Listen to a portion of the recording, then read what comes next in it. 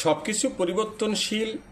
সময়ের সঙ্গে সঙ্গে মানুষ বদলে যায়, সমাজেরও পরিবর্তন হয়।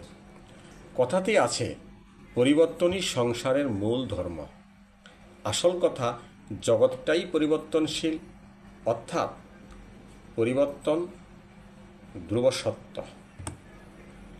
প্রজ্বলিত অগ্নি যেমন জ্বালানি কাঠকে ছাইয়ে পরিণত করে, ঠিক একইভাবে আমাদের জ্ঞানের আলো আমাদের মনের মধ্যে থাকা আত্ম অহংকারকে ছাইয়ে পরিণত করতে পারে।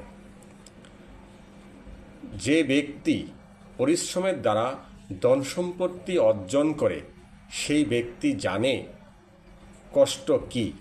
কিন্তু যে ব্যক্তি বিনা পরিশ্রমেই সব কিছু পেয়ে যায়, সে জানে না জীবনের বাস্তবতা কি। আত্মার জন্ম নেই, না আর কখনো মৃত্যু হয়। শরীর নষ্ট হয়ে গেলেও আত্মা নষ্ট হয় না।